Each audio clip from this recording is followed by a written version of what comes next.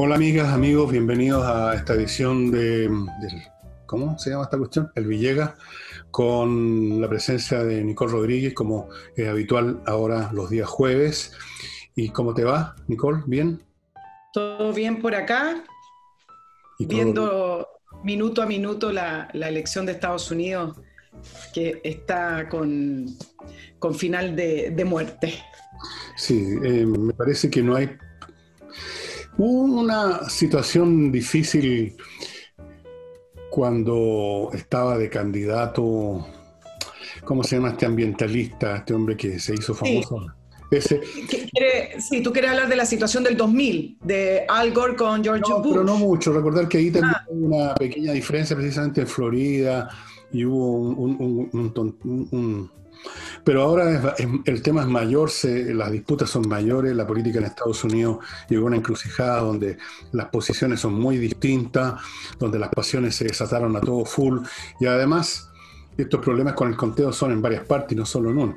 Problemas que dice Trump que existen, que habla de fraude. Yo no sé cómo se pueden cometer fraudes, puede que sí, pero se me hace difícil imaginar que unos cuantos votos de más o de menos que se rescaten van a cambiar las cosas.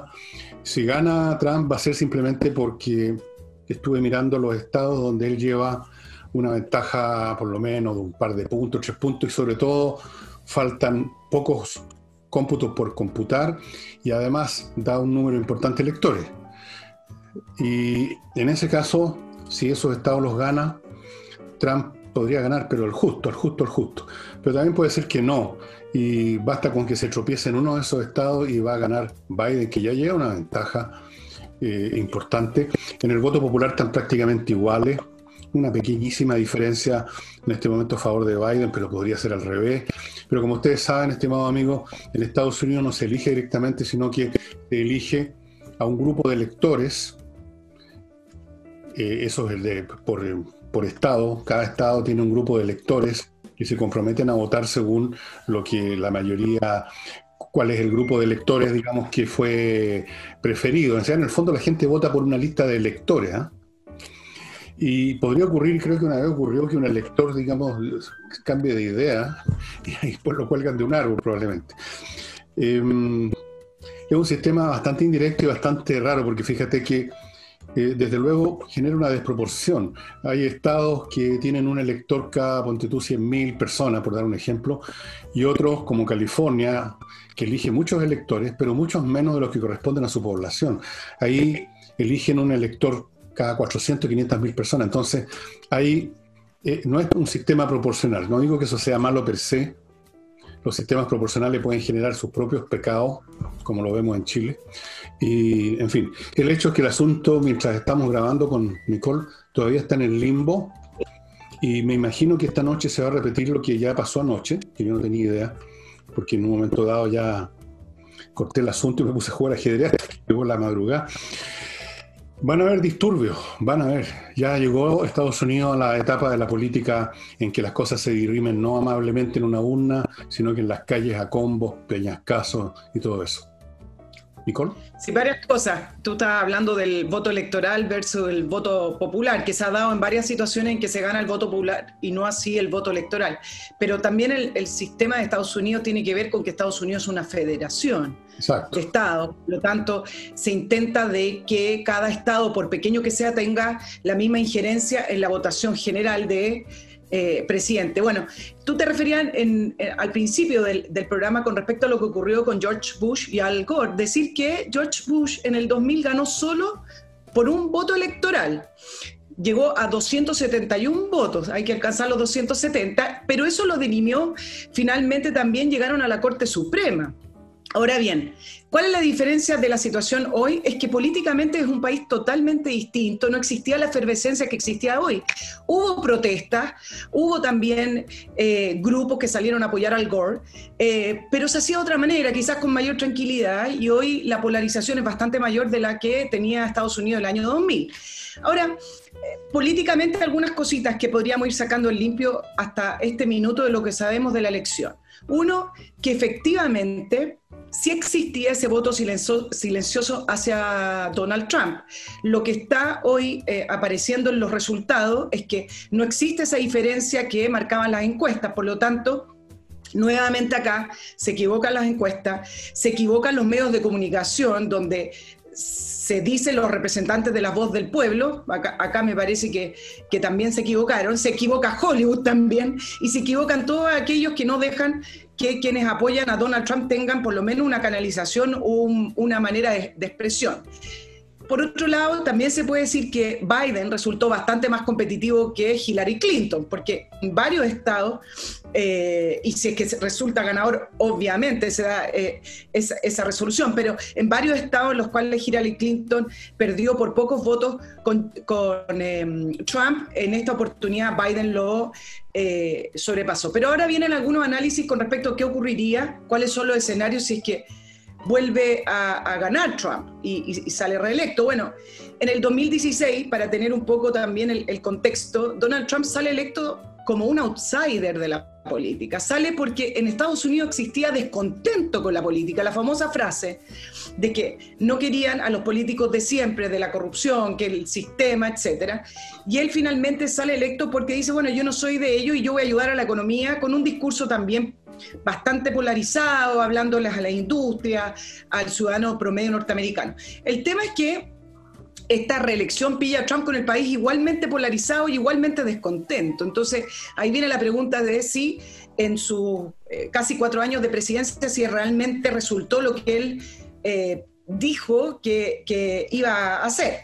Y por otro lado, decir también que en prácticamente todos los análisis serios, el hecho de que se le tilde a Trump de el ser el causante o uno de los principales líderes de la polarización de Estados Unidos y de esta división que se está produciendo, en varios análisis serios demuestran cómo Donald Trump finalmente es el resultado de esa polarización que se venía dando muchísimos años antes entre también el Partido Demócrata y el Partido Republicano. O sea, también hay que preguntarse acá de qué manera Biden pretende ser lo que él dice que va a ser como recuperar el alma de la nación, cuando su propio partido ha tomado posturas bastante polarizantes. Hay imágenes como, por ejemplo, a la presidenta de la Cámara de Representantes, Nancy Pelosi, cuando Donald Trump dio el discurso de Estado de la Nación, que no lo saludó y que además le rompe el discurso atrás. Bueno, esas situaciones también son para tomar en consideración con respecto a quién está polarizando el país, ¿Donald Trump?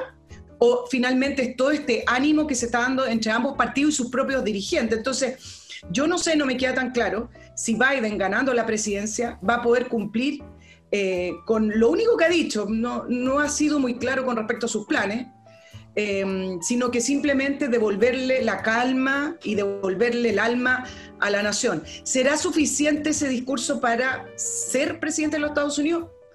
Habría que esperar algunos días cuando termine el conteo.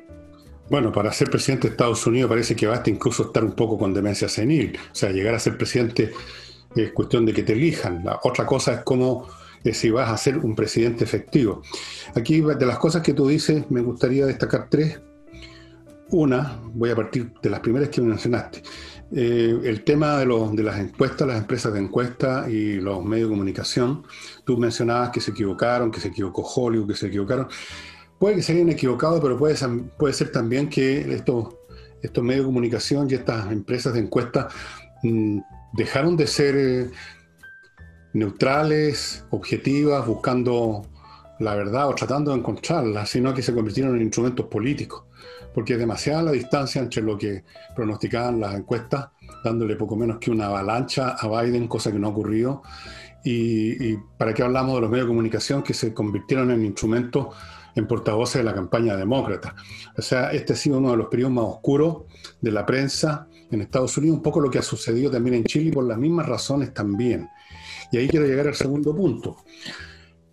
Parece que las democracias, con este famoso evento central que en una democracia es un acto electoral, solo funcionan perfectamente bien, impecables, sin fraudes, sin presiones, cuando la elección no interesa mucho, cuando no tiene importancia, cuando la cosa es seria, cuando se está decidiendo lo que tú llamaste el alma de la nación, que yo no sé cuál puede ser ahora, y ese es el problema, definir cuál es el alma ahora de la nación. Cuando se está frente a situaciones extremas, y esto ocurre en todo orden de cosas, pero y también en política, la proclividad, la determinación de obedecer reglas abstractas, de fair play y contar los votos bien y usar los medios de comunicación para comunicar y no para influir, todas esas cosas desaparecen, se hacen humo ante lo importante de lo que se está discutiendo y la pasión con que las partes quieren imponer su voluntad. En ese caso, y en ese mismo momento, la famosa democracia deja de ser una fila o sea, sigue siendo en parte, pero una fila de ciudadanos que depositan su voto, pero también empieza a convertirse en un tema de refriegas callejeras, de fraude, de presiones, de demandas, de insultos, de agresión, todo lo cual, en pasos sucesivos, conduce finalmente a la destrucción de la democracia. Esto se ha visto. Hay ejemplos famosos que no los voy a repetir para no latear a los auditores con mi famosa historia romana, pero está ahí y está en todas partes. No hay ninguna novedad, lo vimos en Chile también. ¿Cuándo se quebró la democracia en Chile? ¿Cuándo se produjo el golpe militar que rompió con la democracia? Bueno, cuando se estaba determinando una cosa importante, porque curso iba a seguir el país. Ahí se acaban los miramientos y todo el mundo se saca los guantes y la cosa se presenta en su forma desnuda, como un conflicto a muerte, a finish, entre bandos que tienen opiniones distintas en todo. Así que ahí la democracia, con sus protocolos refinados, corteses, agradables, se desvanece. Y estamos viendo algo de eso, todavía no hemos llegado al final del camino. En Estados Unidos lo estamos viendo en Chile también. Claro, lo que algunos se preguntan es en qué minuto el Partido Republicano y el Partido Demócrata, que antiguamente uno los diferenciaba simplemente por la cantidad de impuestos que le querían cobrar a los norteamericanos. Esa era la única diferencia importante que uno podía sacar de cada uno. Pero en algún minuto se empezaron a diferenciar en políticas sociales y en políticas quizás más estructurales. ¿En qué minuto empezó a diferenciarse ambos partidos que han estado gobernando Estados Unidos de siempre, digamos? Es la pregunta en rigor. La pregunta se responde, yo creo. Empezó a cambiar el Partido Demócrata, como empezaron a cambiar muchas cosas, cuando empezó a cambiar el país entero. ¿Cuáles eran las bases electorales del Partido Demócrata en Estados Unidos? Voy a simplificar, pero el mundo obrero, fabril, los obreros de Detroit, de las acerías, de los astilleros, las fábricas, millones de fábricas, el mundo de la ropa azul, como dicen los gringos, ¿no? El obrero clásico con su casco plástico. Ese era, y tenían los intelectuales también y otros grupos por el estilo y algunas partes de la clase media. Pero resulta que ese mundo se acabó, ese mundo fabril disminuyó muchísimo porque la industria se fue en gran parte a China, a la India, a otros lados. Otras empresas simplemente dejaron de funcionar en cualquier parte del mundo porque quedaron obsoletas técnicamente. Mientras tanto estaba creciendo la masa de gente proveniente de otros países, estaban creciendo los hispanos, entre otras cosas porque se reproducen mucho. Es una cuestión simplemente de reproducción generacional, una acumulación de población. Y otra serie de cambios que no voy a dar la lata de repetir porque ya lo hice en la mañana. Y entonces, por un lado fueron entrando al Partido Demócrata personas con distintos orígenes y sensibilidades y ambiciones e ideas, y por otra el partido mismo se fue dando cuenta que su base electoral estaba mutando. Entonces se radicalizó en ese sentido. No que se hayan convertido en comunistas como cuentan en el Partido Republicano, pero sí se han ido hacia posturas más radicales en el tema ambiental, en el tema de la salud y en un montón de otros temas que todos suponen, entre paréntesis, lo mismo que tú mencionaste muy bien, Nicole, el gasto público. Los demócratas siempre han tenido, como siempre les parece que la izquierda, los grupos más o menos cercanos a la izquierda, en todas partes del planeta y en todas las épocas, tienen un amor incondicional por los presupuestos fiscales, que a veces salen de una nación rica, y entonces surge el mito y la teoría del socialismo escandinavo que nunca existió, simplemente porque hay riqueza para repartir, y en otros momentos no hay tanta riqueza y entonces empieza a haber problemas con el sector productivo, que empieza a haber su interés por emprender Pero, reducido, porque le están quitando más impuestos, y empieza la economía a detenerse un poco, a ponerse más lenta, lo vimos en Chile, y finalmente a veces a detenerse completamente. Así es que la pregunta que hice antes, tú decías, ¿cuál es el alma de la nación? Ese es el problema, que ahora no hay ninguna alma que todos comparten y que puedan, por lo tanto, todos juntos restituir. Biden no va a poder restituir esa alma porque esa alma ya murió. Las almas también mueren, ¿eh? Hay una alma nueva que es la de Biden y su gente. No sé si Biden comparte, ¿no? Lo de su base electoral. Y está el alma de los republicanos, y son mundos muy distintos. Fíjate que uno hasta puede reconocerlos a unos y a otros casi mirándolos. Unos representan unas clases medias, blancas en general, o de color, pero que les va bien en la vida, que son emprendedores, que son trabajadores. Mira, yo he escuchado N entrevistas en canales norteamericanos a gente que o de un lado o del otro, y como tónica, los republicanos, por ejemplo, del sector hispano y negro, son personas que les va bien. Son personas, por lo tanto, déjame agregarte algo de eso. Con el sistema. Con respecto al voto, algunos adelantaban lo siguiente: en el caso de que ganara Trump la presidencia, decían que la postura de los demócratas se iba a radicalizar y iba a tender, iba a girar más aún hacia el socialismo, ya que en ese sentido Bernie Sanders podría tener la postura de decir, miren, escogieron a un candidato más de centro izquierda que de izquierda, un candidato de centro como es Biden, no le fue bien, así que la alternativa que les queda ahora es hacer un giro un poquito más profundo hacia el socialismo. Y desde el punto de vista de Trump, acá yo tengo algunas diferencias con lo que algunos plantean, en el sentido de que seguirá profundizando esa manera que tiene tan polarizada de tratar a la nación. Bajo mi entender, uno de los grandes problemas de Trump, aparte de su retórica, no es tanto el fondo, sino que es la forma, sino que él nunca dejó de ser candidato. Él salió presidente y siguió con ese mismo estilo que tenía en la candidatura, llamando siempre a la gente que votó por él. Finalmente siempre le hablaba a ellos, nunca le habló a la nación. Pero como si saliera reelecto, ya no tiene que buscar una nueva reelección. Me parece que a lo mejor en ese sentido podría tomar una postura un poco más centrada y menos polarizante de la que tomó durante estos 4 años, que siempre estuvo levantando, enarbolando las banderas de su propio electorado. Eso por un lado. Y el segundo lado, quiero retomar lo que tú hablabas con el alma de esta nueva nación, es interesante porque siempre se hablan de los estados republicanos y los estados demócratas, que siempre votan por el candidato que sea de su partido. Y en esta elección, ya se veía en otras elecciones, esos estados han estado cambiando decisiones con respecto al candidato que votan. Por lo tanto, algunos analistas hablaban de que ya no se pueden hablar de algunos estados que son siempre demócratas o siempre republicanos. Lo mismo con el voto latino, cuando se habla del voto latino. Latinos hay de muchos tipos, vienen de distintos países y no existe un solo voto latino, así como no existe un solo voto de la población negra, que en varias oportunidades han votado demócratas y en otras han votado republicanos. Por lo tanto, también ahí se está conformando un nuevo mapa político. No creo que lo veamos asentarse en esta elección, pero sí va camino a eso. Bueno, los gringos tienen una expresión para esos estados cambiantes, el de swing state, ¿no es cierto? Sí. Pero ahora parece que muchos más estados son swing state. Ahora, claro. Hay una cuestión que es importante entender, porque también es válido para nuestro país y para otras partes. Aquí no se está, en el fondo, como lo han pintado desde el sector republicano por razones electorales, eso es entendible, y todo el mundo hace caricaturas del adversario.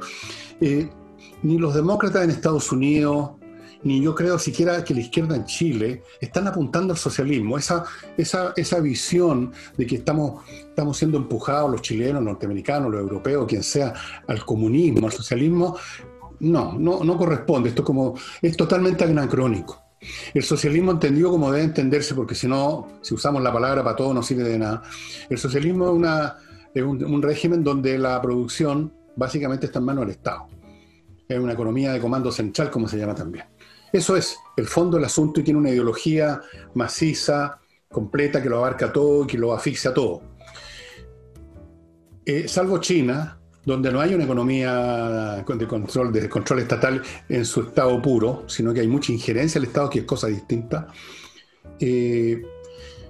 Hay, por supuesto, un predominio ideológico del Partido Comunista y todo, pero Ya eso tampoco es socialismo, es otra cosa. Yo creo que a esa otra cosa están apuntando de distintas maneras, con distinta intensidad, estas nuevas fuerzas políticas que han aparecido en todo el mundo. Es, si tú sumas todos los ideales o las cosas que plantean los demócratas en Estados Unidos, tú no vas a ver en ningún momento que digan queremos expropiar todas las empresas y que el Estado maneje la economía. Están pensando en términos de medio ambiente, están pensando en términos de planes de salud para toda la población, que sean más accesibles. Si les funcionan o no es otra cosa, pero están pensando en eso. Y están simplemente tratando de entender cuál es el paradigma de organización social, política y cultural que corresponde a las nuevas tecnologías y a los nuevos tiempos que se están revelando con fuerza en todo el mundo. Y ante lo cual los esquemas tradicionales están teniendo grandes problemas para adaptarse. Esa es la realidad. Y en ese sentido, fíjate, Trump en cierto sentido es representante de una reacción a eso. Una reacción. Porque el mundo va para allá, por necesidad, por fuerzas históricas. Va a una organización distinta al sistema capitalista propiamente tal, químicamente puro, pero tampoco va al socialismo como lo plantea, ni menos al comunismo. Entonces, cuando tú dices Estados Unidos está buscando su alma, no va a ser el socialismo ni el comunismo, eso es completamente imposible, porque en ninguna parte es posible, y menos en Estados Unidos que tienen una fuerte cultura anticomunista. Van a otra cosa y nadie sabe bien qué. Eso es lo interesante de esta elección. Nadie sabe bien, ni en Chile, ni en Estados Unidos, ni en Europa, ni en ninguna parte, cuál es finalmente el tipo de sociedad que más o menos va a acomodarse a las nuevas fuerzas tecnológicas, a la enorme cantidad de gente que está quedando al margen de la producción, porque lo están reemplazando los robots, la informática. ¿Cómo se va a armar el queque, el bizcocho? Es la cuestión. Y lo de Biden y lo de Bernie Sanders, de todos esos tipos no son socialistas, están tanteando como los ciegos para dónde ir. Esa es mi impresión. Quiero agregarte ahí, tú me hablabas de que Trump más bien tuvo una reacción y es en la línea de lo que algunos hablan con respecto a China, que es el último punto que quería tocar con esta elección, porque tanto Biden como Trump han vuelto a poner a China en su campaña electoral con respecto a que China es una amenaza, y en ese sentido Biden no lo plantea muy distinto a Trump, sin embargo, él plantea una estrategia distinta. En el caso de Trump, él habla de que Estados Unidos va a confrontar a China porque China juega otras reglas del comercio internacional, que se someta a las mismas reglas que están todos los países democráticos y que no saque ventaja con las reglas propias del gobierno y del país chino. En el caso de Biden, que opina lo mismo, dice, hagamos la confrontación con China, pero hagámosla en bloque, hagámosla con los países europeos, no lo hagamos solo. Y en ese sentido, para Latinoamérica es importante lo que vaya a ocurrir con la elección, porque en el caso de Trump, muchos dicen que abandonó finalmente su política hacia Latinoamérica, no pescó mucho, como se dice, a los países latinoamericanos, y por el otro lado, mientras Estados Unidos no se interesaba en Latinoamérica, China sigue avanzando y sigue teniendo mayor injerencia en los países latinoamericanos, sin pausa pero sin prisa, como le dicen a China. Entonces, finalmente, hay una enorme lista de países latinoamericanos con deudas hacia China que son impagables, y esas deudas económicas finalmente también se terminan pagando con injerencia política de China. Por eso varios dicen que el caso de Venezuela, muy difícil que se vaya a resolver por la presión de los países, menos de los países latinoamericanos, porque tanto Colombia, Ecuador, Venezuela, Bolivia y una serie de otros países le deben toda la plata del mundo a China. Y primero presta la plata y después pide. Entonces, varios dicen, bueno, si gana Biden, a lo mejor vuelve a tener Estados Unidos alguna política hacia Latinoamérica que pueda contrarrestar el avance chino en este continente. Sí. Ahora, esa confrontación entre Estados Unidos y China no es como la pinta la prensa americana o Trump o Biden, un enfrentamiento con el comunismo. Si eso es ridículo. Es como cuando el Erdogan saca a relucir de que los europeos están iniciando otra vez las cruzadas del medioevo. Es una estupidez. No. Estados Unidos entró a confrontar a China cuando se dio cuenta que China ya se dio cuenta de que y con la propia colaboración del mundo empresarial norteamericano, que buscando sus ganancias se fueron a China, porque todo es más barato, la obra de mano es baratísima.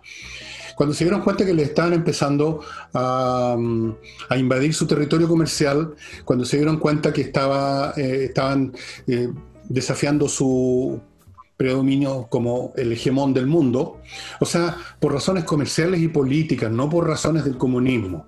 No es porque teman que van a volver a todo el mundo comunista, porque si los propios chinos no son comunistas en el sentido integral de la palabra, aunque el Partido Comunista sea el que maneja China, pero eso es otra cosa. Un partido puede manejar un país sin que lo convierta a lo que fue alguna vez su evangelio, en el cual probablemente ni siquiera los dirigentes comunistas chinos creen en ese evangelio a esta altura. Es una lucha comercial. Es más o menos lo mismo que se vivió a principios del siglo XX en el conflicto entre Inglaterra y otros países con Alemania, cuando vieron que Alemania crecía y crecía y empezaba a ganarle la competencia comercial mundial a Inglaterra. Ahí se empezaron a poner complicadas las cosas. Es esa la lucha por la hegemonía mundial en el comercio, en la política y en la influencia. Es una lucha entre grandes poderes, no es un tema entre comunismo y capitalismo. Eso es una manera de pintarlo para consumo de las masas, esa es la verdad. Y te digo, China ha crecido porque le vendieron la cuerda con que se va a ahorcar, como decía Lenin, los capitalistas nos van a vender la cuerda con que los vamos a ahorcar. Yes. Porque cuando Trump dice todas las empresas que nos robaron, que se llevaron los chinos, no, si no robaron ninguna, fueron los norteamericanos los que fueron a China. Cuando Apple tiene fábricas en China fabricando sus teléfonos, sus cuestiones, no es porque llegaron unos chinos siniestros y se robaron las fábricas, se las llevaron, se las embarcaron. No, Apple fue a China para producir allí más barato. Y ese cuento sí se multiplica por millones. ¿Así? Sí hay una estrategia, no fue algo que resultó de una manera espontánea. China sí ha tenido una estrategia, algunos lo llaman su neocolonialismo, de ir conquistando a partir de las inversiones. Todos los imperios son lo mismo, nada nuevo. América también funciona como un imperio. Es un imperio. Lo que pasa es que es un imperio que nosotros estamos acostumbrados a ese imperio, somos parte de ese imperio, compartimos muchos elementos culturales con ese imperio y no compartimos ninguno con China. O sea, muchos podemos entender el inglés, pero no entendemos ni una palabra de chino mandarín. Es otro mundo, es como otro planeta. Pero es un imperio Estados Unidos también. Y como todo imperio tiene cientos de bases militares, Estados Unidos, tú sabes, cientos de bases militares, e influye y presiona. El señor Pompeo ha estado recorriendo todo el mundo, ¿no? Incluyendo América Latina, pero no pasó por Chile, creo, pero por muchos países de América Latina, ha estado en Eslovenia, en los países que uno ni se acuerda que existen, para presionar, por ejemplo, que que esos países no se metan con este sistema 5G de Huawei, de la empresa electrónica china. O sea, ellos también son un imperio, pero como todo imperio ya establecido, se horroriza cuando aparece un competidor que está creciendo demasiado rápido, lo que le pasó al imperio británico con los alemanes. Y por eso entraron en alianza con los franceses en 1904, la Entente Cordial, y por eso finalmente fue uno de los motivos que llegaron a la Primera Guerra Mundial. Había que parar a Alemania. Y si vamos a una guerra, si el mundo occidental va a una guerra con China, va a ser no por miedo al comunismo, sino por miedo al predominio comercial, cultural de los chinos. Fíjate que, entre paréntesis, la última cosa, Trump también ha estado en una política de alianza, no es Biden solamente el que cree que esta cosa tiene que ser todos contra China, disparen contra el pianista. Formó recién una coalición que se llama el Quad, donde está Japón, Australia, la India y Estados Unidos, hay otros países que se van a sumar, están haciendo todo lo posible. En Europa, la canciller alemana Merkel también ha cambiado bastante su postura respecto a China, así que en esto no se diferencian mucho. Si Biden llega al poder, no va a ser algo muy distinto probablemente a lo que está haciendo Trump en esta materia. Bueno, eso es lo que yo planteaba. La única diferencia es que en la retórica de Trump, él habla de esta guerra comercial que inició Estados Unidos. Pero si bien, siguiendo la línea de lo que tú decías, Fernando, el mundo siempre ha sido un campo de batalla por el poderío. Y acá tienes a Estados Unidos, la primera potencia mundial, con China que le salió al paso. Pero uno siendo de los países pequeños, sin mayor injerencia, y tuvieras que elegir entre las grandes potencias, quién quieres que tenga predominio sobre, por ejemplo, nuestra región? Por supuesto que yo prefiero un país con democracia, incorrecta, pero democracia, a un país totalitario, a un país donde no hay libertades. Esa es la discusión de fondo. Siempre va a haber una potencia que va a tener mayor injerencia, pero acá estamos hablando de dos sistemas políticos distintos y uno en el cual no existe la libertad. Entonces, exacto, ahí es donde uno dice, bueno, prefiero a Estados Unidos interesado en Latinoamérica y prestando dinero a China diciendo que nosotros no tenemos mayores intereses, pero queremos invertir, queremos hacer puentes, queremos hacer puertos, como el puerto que se ganó recientemente para construir en Colombia y pasando plata, pero preferiría a un país democrático a un país no democrático. Entre paréntesis, esas pasadas de plata, esos préstamos, en realidad son operaciones de compra apenas disfrazadas, son sobornos, ni siquiera operaciones de compra, porque esa plata no es una plata que recibe el Estado para un gran proyecto de Estado, sino que a mí me da la impresión que son sobornos a las élites, y por eso que no se devuelven, nunca estuvieron pensadas para que se devolvieran, y no podrían ser tampoco los tipos que se las gastaron, por así decirlo. Estos son compras de élite, especialmente así en países con élite bastante corrupta, como en África, élite que tienen una historia republicana muy reciente, son países que recién se bajaron de los árboles, entonces son sobornos. Ellos sobornan con un préstamo, se llama préstamo, pero un soborno, y compran un país, o un pedazo de país. Es que hay dos maneras. China ha creado prácticamente dos fondos que son conocidos con nombre, con más de 10.000 millones de dólares para cooperar con los países. Y esos fondos tú puedes postular como país. Y la otra manera, que lo hace, que va en la línea de lo que tú planteas, es cuando se ganan licitaciones o grandes inversiones de infraestructura. Por ejemplo, uno que causó revuelo, para que tengan una idea de lo que está haciendo China, es el puerto que se ganó para construir en Bogotá, uno que está cerca de un golfo, muy cerca de Panamá, donde se va a llamar Sol de Oriente, y salieron varios analistas a decir, ¿cómo es posible que le permitan a China ser dueño de ese puerto? Porque al final va a ser dueño de ese puerto cuando se conoce que el lavado de dinero chino, de las mafias chinas, se juntan con las mafias de los narcotraficantes colombianos, y de ahí va a salir, desde ese puerto pronostica que va a salir la mayor cantidad de drogas por el Pacífico. Entonces, ¿cómo es posible que se hayan ganado esa licitación? Bueno, es parte de lo que tú... Se compraron a la gente que tomaba las decisiones, además. Sí, está claro que esta cuestión... Bueno, China tiene esta ventaja gigantesca de sus 1.400 millones de habitantes. Fíjate que, para decir las cosas brutalmente, China casi se podría permitir una pequeña guerra nuclear, porque aunque le maten 1.000 millones, todavía le quedan 400. Estados Unidos desaparece del mapa completamente. O sea, y no por nada, hace muchos años, esto lo sabe muy poca gente, hace muchos años China ha estado construyendo, ya construyó una inmensa red de refugios subterráneos. ¿Sabías tú eso? Como preparándose para el día del intercambio nuclear.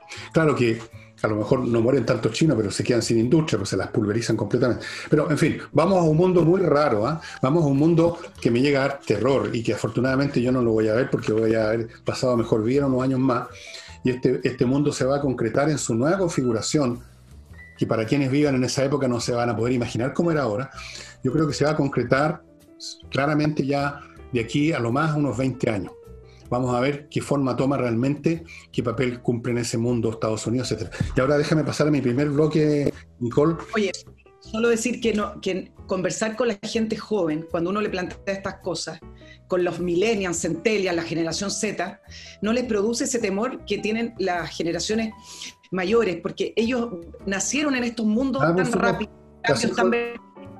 Así es. Nosotros estamos, yo por lo menos, tú no, tú eres mucho más joven, estamos pasados nomás, tú. O sea, nos podrían decir con toda razón, mira, lo que pasa es que usted es de otro mundo, usted nació en otro mundo, a usted le gusta ese otro mundo, y adiós, señor, ¿por qué no se va a su casa, jubílese, y luego muérase? Ok, eso es lo que voy a hacer. No se preocupen, lo tengo todo planeado ya. Y ahora entro a mi primer bloque y lo voy a iniciar. Lo inicio con Hey, el mejor corredor inmobiliario de Chile, period. El mejor corredor, porque vende, fíjese usted, vende. No me diga, sí le digo, vende. Mientras que otros corredores usted les pasa su propiedad y siéntese a esperar, porque pueden pasar meses y no pasa no pasa nada. Hey es un gran corredor inmobiliario, tiene métodos innovadores, sabe encontrar además, si usted quiere arrendar simplemente, no vender su casa, su departamento, le sabe encontrar un buen arrendador, un arrendatario, no un sinvergüenza. Si usted es rentista, estas personas que viven de cobrar rentas de casas, departamentos, incluso hay gente que arrienda estacionamientos de auto, ok, pásele el paquetito a Hey para que se haga cargo y él enfrente las reclamos, las explicaciones, los arrendatarios, usted simplemente recibe lo suyo. Hey, estimados amigos, ahí están los datos, póngase en contacto con él, no pierda más tiempo con otros. Y para los que tienen o van a tener pronto problemas, litigios laborales, les quiero recordar que GMS es un bufete especialista con abogados laboralistas reconocido mundialmente. Ahí arriba, al rincón derecho, arriba del mono que está a mi izquierda, hay un pequeño logo ahí que tiene que ver con este reconocimiento internacional de una empresa realmente fantástica. Sus abogados son Gajardo, Morando, Schwartz y Figueroa y funcionan tiki-taka, dominan todos los ángulos de los temas laborales, por atrás, por delante, del ladito, por arriba, por abajo, se las saben todas. GMS, estimados amigos, si usted tiene o va a tener un problema laboral con su gente, o su gente la va a tener con usted, porque esta cosa tiene dos lados, GMS. Y para los señores que tienen con toda razón miedo de llegar un día en la mañana a su oficina, a su empresa y encontrarse que la desvalijaron, les recomiendo que se contacten con B2B Tech, que entrega soluciones de seguridad basadas en la instalación de cámaras y toda una serie de parafernalias electrónicas para que su recinto empresarial esté bien cuidado. Especialmente esto es útil para estas empresas que funcionan en una casa convertida en el edificio de la empresa. Por lo tanto, son más fáciles de asaltar que un edificio en gran escala. Pero en cualquier situación y en cualquier caso, más vale precaver. B2B Tech, ahí están los datos, comuníquese con ellos. Y regreso con Nicole. ¿Qué te parece, Nicole, que vamos a la escena nacional? Porque no han dejado de pasar cosas esta semana acá bastante fuertonas, ¿no? Sí, hablemos un poco de nuestro Parlamento y qué bueno que comenzamos hablando de la elección de Estados Unidos, porque yo te quiero hacer una comparación con respecto a cómo están funcionando nuestros legisladores y la Cámara de Diputados. Quizás se escapa un poco nomás el Senado, pero yo hago la pregunta, ¿cuál es la diferencia entre el estilo que tanto se le critica a Trump y que uno ve los comentarios en Twitter de nuestros parlamentarios diciendo que no pueden creer que Estados Unidos vota a Trump, etcétera? ¿Cuál es la diferencia de la manera en que gobierna y la política de Trump con el Parlamento chileno? A mí en este minuto me parece que no tiene ninguna diferencia. Utilizan la polarización, exacerban las diferencias, torpedean al gobierno independiente al proyecto que sea, utilizan la institucionalidad a su gusto, se la saltan cuando quieren, en fin, podría seguir diciendo la lista, pero me parece que todas esas son las mismas características que nuestros propios políticos le critican a Trump. Y eso es lo que se vio un poco ayer con la acusación constitucional contra el ministro, que dicho sea de paso, la noticia para nosotros de hoy en la tarde, pero para ustedes día jueves, que ya tenemos un nuevo ministro del Interior y es el exalcalde de Estación Central, que tuvo que renunciar, Rodrigo Delgado, que también es de la UDI, así que veamos si serán más de 3 meses. ¿Cuánto durará? Abramos una casa de apuestas puesto. ¿De qué lo van a acusar? Ese puede ser. Una apuesta es de qué lo van a acusar. La otra es cuánto se van a demorar en acusarlo. Tú decías que no hay mucha diferencia entre el Parlamento chileno, el estilo por lo menos, y Trump. Bueno, yo creo que hay un montón de diferencias, porque Trump ha conseguido cosas concretas para Estados Unidos. Está consiguiendo que Israel y varios países del Medio Oriente árabe, países musulmanes, retomen relaciones diplomáticas y por lo menos crezca algo el territorio de la paz. Me parece un tremendo logro. Ha conseguido o está consiguiendo al menos ponerle algún freno a la expansión del candidato imperio chino. La economía iba funcionando muy bien. Claro que llegó la pandemia, pero eso no es culpa de Trump, a menos que quieran echarle la culpa a Trump también de la pandemia. En cambio, el Parlamento nuestro, que tiene un estilo áspero como Trump, pero no produce nada. ¿Qué es lo que ha producido el Parlamento? Dime tú, aparte de ir desfondando las AFP, Pero dejemos eso de lado, vamos a suponer que era quizás hasta necesario una sacada. Pero fuera de las acusaciones constitucionales y las interpelaciones, ¿cuál ha sido el aporte del Congreso? Te pregunto yo. Porque Trump uno lo puede por su estilo reprochar, criticar. A mí me da lo mismo su estilo, incluso me gusta su estilo, a mí me gustan esas personas. Pero por último, supongamos que yo fuera blandito, educadito, caballerito, entonces me molesta que sea tan beligerante Trump, como me dijo una persona. Bueno, está bien, pero hace cosas. ¿Qué hace el Parlamento? Además, el Parlamento chileno no es meramente beligerante. La palabra que yo usaría es otra, bastante distinta. Es malicioso, es mala leche, es hincha pelota, es majadero, es saboteador, eso es lo que es. Así que creo que hay enormes diferencias entre Trump y el Parlamento chileno, total.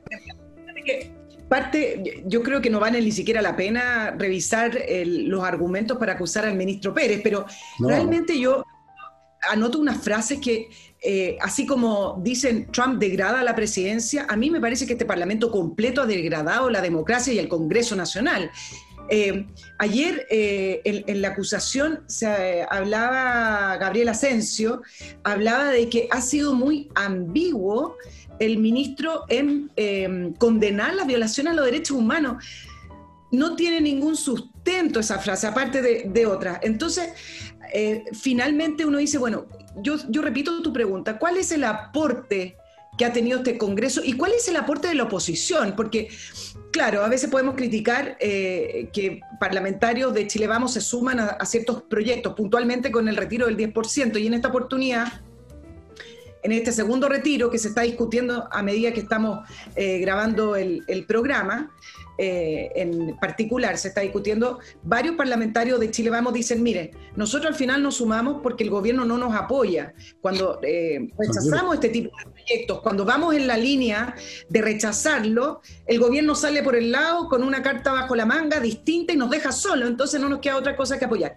Pero independiente de eso, claro, la pregunta que hay que hacerse es, bueno, ¿cuál es el aporte que ha tenido la oposición en este gobierno que ya le queda un año, que ya vamos a hablar de lo que habló el presidente Piñera en este resumen, aparte de esta confrontación constante? Mira, hoy día, sin ir más lejos, porque tú sabes que escuchan a la gente, pero a la hora de legislar, no legislan pensando en lo que quiere la gente.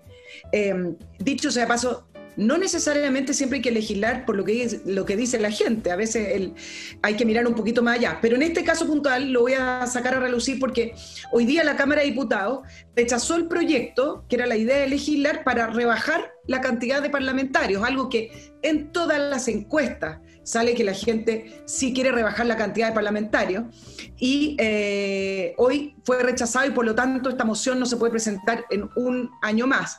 Y fue rechazado con los votos de la oposición y en este caso Chile Vamos en bloque completo votó a favor de la rebaja. Y entonces se puede sumar a esto el tema de la reforma previsional, hacia dónde están ellos apuntando, hacia este ahorro solidario, que de solidario no tiene nada, es más bien un impuesto, una imposición, digamos, más que a la capitalización individual, que es lo que toda la gente quiere. Entonces, le dan la espalda a la gente, ellos tienen una idea de lo que tiene que ser y lo hacen. Entonces, de nuevo, ¿cuál es el aporte?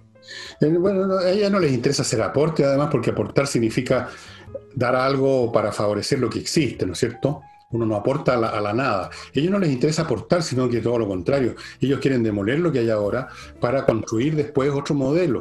Ellos no están aportando a la AFP, las están demoliendo para construir ese fondo solidario que es un robo en gran escala, aunque no metieran mano los políticos, pero es un robo de que uno que deposita 100 tenga que compartir eso con alguien que por cualquier motivo, porque era incapaz o era indisciplinado, depositó 10 y uno tiene que pasarle plata a él. Eso no es solidaridad, eso es explotación. Esa sí que es explotación del hombre por el hombre. Parasitismo también se llama eso. A ellos no les interesa aportar, a ellos les interesa demoler. Sí, esta frase de la retroexcavadora es bastante exacta. Una de las únicas cosas que ha dicho que tienen sentido este señor parlamentario. Yo no encuentro, ya te juro, adjetivos para calificar a esta gente. Yo creo que incluso soy benévolo cuando digo, no, lo que pasa es que son agentes que quieren creer, que están en un proceso revolucionario y tienen una meta, que no sé exactamente cuál es, No es el socialismo claramente, pero alguna cosa es populismo, chavismo, no sé, y no piensan en nada más. Eso es una versión positiva de ellos, ¿eh? Porque una versión menos positiva sería que son unos miserables simplemente, que engañan a la gente, que dicen una cosa y hacen otra, que defienden sus intereses, como esta votación para mantener estos números infinitos de parlamentarios, con todas sus granjerías. ¿Qué pasó con el descuento sueldo, Nicole? ¿Con el descuento de sueldo? Que se iban a descontar, que iban a rebajarse el sueldo. De la lista parlamentaria. ¿Qué pasó? Sí,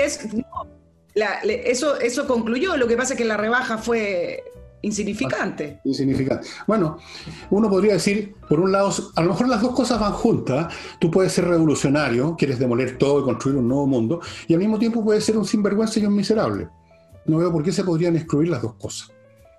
Yo creo que van juntas. Estamos complejos los seres humanos, en que coexisten en nuestras almas cosas tan distintas, que yo creo que estoy empezando a creer que en estos tipos coexiste el oportunismo, el parasitismo, la mala leche y el espíritu revolucionario. El hombre nuevo. Estos son los que van a construir el hombre nuevo. La guita del hombre nuevo que vamos a tener, bueno. Este Congreso, además, puede dejar tan mal al país que lo que le resulta a la Comisión Constituyente, a los constituyentes electos, puede ser tener que levantar un país que termine hecho trizas por este propio Congreso que se ha dedicado una y otra vez desde el primer día a deslegitimar todo lo que encuentren en su paso. Y acá viene otra pregunta, ¿te acuerdas? Yo te planteaba acerca de la entrevista que dio el presidente Piñera en el fin de semana. ¿Y por qué? Porque a lo mejor hay que darle otra mirada, en el sentido de que ¿por qué el gobierno, hoy más débil, hoy quizás inexistente, pero por qué sigue en la misma retórica y en la misma línea desde que inició este segundo mandato, hablando de los acuerdos, tratando de llegar a algún consenso con sus proyectos? ¿Por qué sigue adelante y no cambia finalmente su táctica? Si ya al frente tiene a una oposición y tiene un parlamento que no le va a dar nada, que le van a torpedear todo, si le pueden seguir votando ministros lo van a seguir haciendo, porque a eso se han dedicado y porque no tienen otro proyecto. Entonces, en ese sentido, ¿por qué no plantearse cambiar la estrategia, evitar quizás tanto proyecto y más bien actuar con funciones ejecutivas? ¿Por qué no poner el acento en la reactivación? ¿Por qué no poner el acento en empleo, no a través de proyectos de ley? Entonces, para eso. Te voy a leer lo que dice el presidente y acá se lo voy a dar vuelta un poco. Cuando le preguntan cómo quiere que lo recuerden o cómo cree que van a recordar este periodo. Y el presidente en su cita dice que cuando se escriba la historia con mayor serenidad y objetividad y respeto por la verdad, se diga que este gobierno enfrentó la peor crisis política en décadas y que ellos supieron encauzarla por la vía democrática y no por la violencia. Y acá es donde le quiero dar otra mirada, porque cuando uno conversa con las personas, cuando uno conversa con algunos políticos del sector, acá hay una diferencia, porque los votantes de Piñera, yo no voy a hablar de la oposición, pero acá los votantes de Piñera relacionan la crisis con un mal gobierno, provocado también por el gobierno. No es que este gobierno se enfrentó a una crisis que venía y se enfrentó y la canalizaron de una manera muy exitosa desde el punto de vista institucional, sino que por el actual de gobierno, en los primeros días donde se llamaba a esta evasión masiva, donde empezaron a salir los escolares, donde no hubo freno a esa violencia y a ese desorden, es que se profundizó la crisis. Y entonces también es parte de la culpa del gobierno. Bueno, ni siquiera hablemos de crisis, porque esto no fue como una cosa que llegó a otro planeta, sino que esto fue una acción organizada, una insurrección. No olvidemos nunca eso. Lo de la crisis es la versión piadosa del asunto.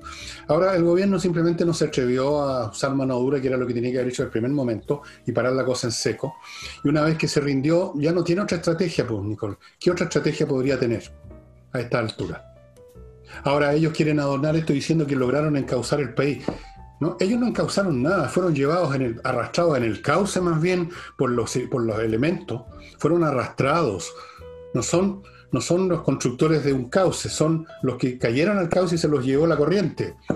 Pero está bien que el presidente, como toda persona, quiera pintar un cuadro más nice de su performance, es muy humano. Lo que vayan a escribir los tratadistas en los próximos años, vamos a ver, depende de los historiadores, no sé, no tengo idea.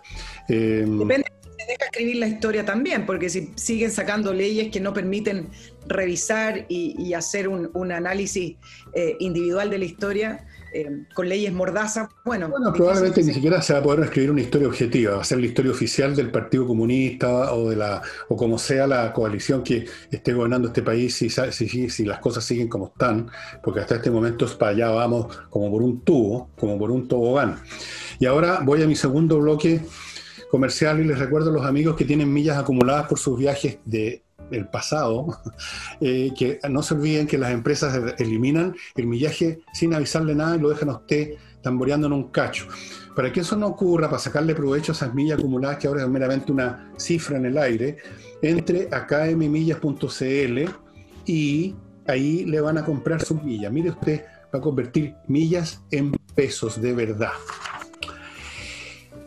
Y para invertir en Estados Unidos, ya saben dónde tienen que entrar. ¿Se acuerda? Se lo recuerdo yo. Inviertanusa.cl, amigos. Ellos se conocen todos los trámites y además tienen ofertas concretas en todo aspecto. Inmobiliarios, casas, departamentos, terrenos, playa, esto, lo demás allá. Fuera de eso tienen 3.500 franquicias para que usted elija en qué ramo de actividad comercial o productiva quiere participar. Fuera de eso le abren una cuenta si usted quiere, por supuesto, en un banco norteamericano. Fuera de eso, si usted quiere irse a vivir para manejar sus inversiones allá, le consiguen una visa de residente en calidad de inversionista. Así que todo con inviertaenusa.cl. Y terminando este bloque, no olvidéis, amados hermanos, que la mejor forma de lavar la ropa es Lavo Club. Biodegradable, hipoalergénico, envase de 10 litros, se lo traen a la casa, se lo reponen en la casa. ¿Qué más puede pedir? Fuera de eso, usted puede adquirir también con el detergente un suavizante en 3 variedades de fragancias distintas y ahí tiene el paquete completo para que su ropa quede bien lavada, suave y fragante. Así nos gusta a todos ahora la ropa, ¿no es así? Yo alcancé a conocer, Nicole, la época en que las mamás lavaban en la tina de baño. No sé si tú eres más joven. No alcanzaste. Yo sí. Ahí estaban las pobres viejas apaleando, ¿entendís tú? Con un jabón gringuito. Bueno, ahora usted tiene máquina lavadora, tiene este súper detergente. ¿Qué más puede pedir? Lavo Club. Entonces, pues, Nicole, ¿qué más me tiene usted ahí? Me gustó el ejemplo que diste de la lavadora, porque hay libros súper bonitos con respecto a cómo la revolución industrial fue la gran partícipe, y el libre capitalismo, además, el libre mercado, fue el gran partícipe de la revolución de las mujeres, porque hay ciertos hitos, como por ejemplo la invención de la lavadora, y cómo se fue dando que estas máquinas que ayudaban a los labores de la casa fueron desocupando el tiempo de la mujer y las mujeres fueron pidiendo por otras cosas. Y el análisis, hay libros preciosos con respecto a eso, así que... Sí, bueno, hay documentales, si te interesa el tema, Nicole, y a cualquiera de ustedes que le interese, hay documentales en YouTube, ¿qué es lo que no hay en YouTube?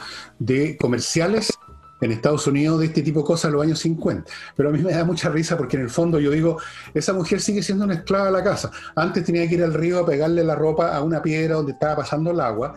Ahora, muy pintadita, la niña aparece en el y no está en el río en una piedra, pero está atendiendo una máquina lavadora, echando la ropa, sacando la ropa, la secadora o colgándola afuera. Sigue siendo esclava, pero con máquinas, pensaba yo. Eso no, la máquina lavadora se liberaría a las mujeres si el fulano lava sus propios calcetines en vez de esperar que se los lave la señora, ¿o no? Bueno, eso es la base, pero la historia de cómo se fue dando es súper interesante. Bueno, para terminar con el tema de nuestro Congreso, además, me parece que en esta discusión que hay que va a venir sobre la Constitución, los contenidos, del funcionamiento de nuestros poderes del Estado, tiene que existir que se arme una comisión, no sé si independiente o no, especial para que cambie el funcionamiento mismo del Congreso. No puede ser que el funcionamiento del Congreso sistemas que retrasen y tengan sistemas tan antiguos en los cuales, por ejemplo, te voy a dar una idea. La ley de migración, por ejemplo, que tiene que pasar a comisión mixta, a tercer debate, que salió de la Cámara el 8 de octubre, todavía ni siquiera se ha conformado la comisión mixta porque no se han puesto de acuerdo. Entonces, así van quedando rezagados, y así tenemos una ley de inmigración que es de los años 70. Entonces, y un proyecto que está hace más de 8 años. Si les diera más ejemplos con respecto a cómo funciona el Congreso, porque no se ponen de acuerdo, o cuándo va la comisión, o qué día, o etcétera. Hay una mecánica de funcionamiento que tiene que terminar, porque si no, este Congreso, de esta manera, nunca va a ir con los tiempos. Hoy en día la gente no tiene paciencia, los problemas son más rápidos y las soluciones se exigen más rápido. Así es que el Congreso tiene que reformularse. ¿Y cómo? ¿Cómo? Cambiando ¿Cómo le vas a pedir al Congreso que se reformule a sí mismo? El drama, la tragedia de la historia es que cuando una organización en gran escala necesita una reforma, esa reforma tenía que llevarla a cabo esa misma organización que no lo hace, y por lo tanto las cosas finalmente cambian cuando llega un gran quiñazo de la historia, llámese guerra, golpe militar, revolución, entonces se parte de cero y se hace una cuestión nueva. Pero las organizaciones generan sus incumbentes, sus apitutados, gente que está cómoda con la situación como está, y por eso que tú misma observaste recién que contra la voluntad de la gente manifestada N veces en encuestas no disminuyeron el número de parlamentarios. Y contra la voluntad de la gente han mantenido sus dietas prácticamente iguales, y contra la voluntad de la gente han hecho muchas cosas y no se van a reformar. Tú no les puedes pedir que se hagan el harakiri. No puedes pedirle a alguien que se reforme a sí mismo. Incluso esto funciona a nivel personal. ¿Quién es capaz de reformarse realmente a fondo a sí mismo? Salvo que lo obliguen, salvo que pase por una crisis existencial gigantesca, cosa que rara vez ocurre. No, así que ¿qué va a pasar? No se va a reformar el Congreso. No veo cómo. Bueno, lo que yo planteo y lo pongo sobre la mesa es que son las temáticas que deberían estar ahora que estamos revisando todo y creyendo que vamos a hacer más institucionalidad, vamos a legitimar. Eso es otra farsa. Otra farsa. Entonces, incluso la Constitución no la va a hacer el pueblo, como creen. Se la van a arreglar los políticos para ser ellos los que manduqueen el asunto. Si a la gente se lo pasan por el forro los pantalones todas las veces que quieren. ¿Por qué? Porque la gente no se da cuenta. Bueno, a veces porque no se da cuenta. Muchas veces se dan cuenta, pero no tenemos el poder, pues. Son ellos los que manejan las palancas de poder, son los que tienen el poder. Y el poder consiste en hacer lo que tú quieres, hacer tu voluntad, así en la tierra como en el cielo, independientemente de la gritadera. ¿Sabes lo que piensa esta gente finalmente? Mira, en una semana se les va a olvidar esta cuestión. Y tienen razón. En una semana se olvidó el tema de bajar las dietas, en una semana se les va a pasar el tema de bajar el número parlamentario, en una semana va a ser otro el tema, otra la acusación, otro qué sé yo, el show.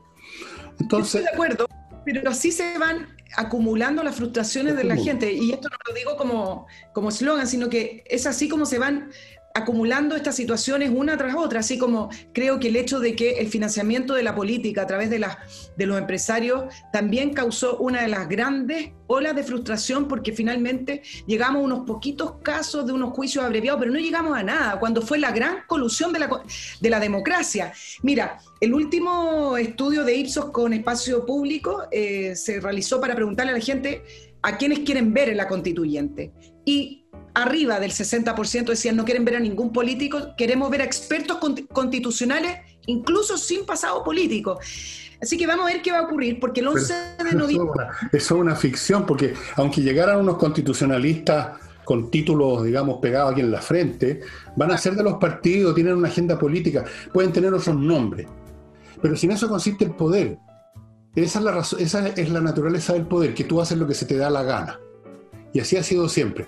No conozco ni un ejemplo histórico en que la gente común y corriente, que está hasta la coronilla con los abusos, logre otra cosa de vez en cuando que protagonizar un motín, o esto que llaman un estallido social. Pero fíjate, aún asumiendo que esto fuera un estallido social y no una insurrección, vamos a asumir la narrativa de la izquierda, que fue un estallido social. Bueno, ¿en qué han cambiado las prácticas de los políticos, pues? con el estallido social. Le sacaron provecho para ello. ¿Ah? Arrinconaron al gobierno, tienen más poder, capaz que lleguen a la presidencia, se siguen votando leyes favorables a ellos, no van a bajar el número parlamentario, apenas se bajaron las dietas. ¿En qué los afectó el famoso estallido social? Que, suponiendo que existió. ¿En qué los afecta un motín, una revuelta, que la gente sale un día a las calles y quema la mitad de la ciudad? Nada. Porque el poder está en los instrumentos de poder, y los instrumentos de poder no los tiene la gente común y corriente. Entonces, esto es el cuento nunca acabar, Nicole. Esta gente van a seguir abusando todo el tiempo que quieran, y ya ni siquiera les da vergüenza porque se acostumbraron. Por algo llevan 9 acusaciones constitucionales. Y van a acumular otra contra probar. ¿Cómo se llama este nuevo ministro del Interior? ¿Delgado, dijiste? Delgado. Bueno, vamos a ver, abramos el sorteo. Estimados amigos, a ver, vamos a, el que gane, el que se acerque más, le regalo, no sé, 10 libros.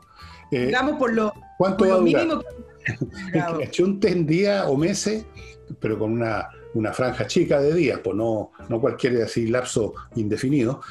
Yo le doy un premio. ¿Cuánto va a durar antes que lo acusen? Bueno, a tener paciencia. Va a tener que durar todavía menos de un año, porque eso es lo que le queda al gobierno. Así que de aquí a un año, mire que se hace fácil. Busquen en qué momento y con qué pretexto lo van a votar. Pero déjame, a propósito de la reformulación, quiero darle unos minutos a Fiscalía con esto de la absolución del caso de la quema de la estación de metro Pedrero con este tío y su sobrino, donde el séptimo tribunal oral en lo penal de Santiago determinó que las pruebas no estaban bien custodiadas y por lo tanto desacreditó las pruebas que no servían para el juicio y absolvieron. Y este era el gran caso de Fiscalía, era como su bandera para mostrar cierto éxito con respecto a toda la quema que ocurrió el año pasado con todas nuestras estaciones. Y déjame decirte 2 cositas para hacer memoria, que me gusta darle información a nuestros auditores.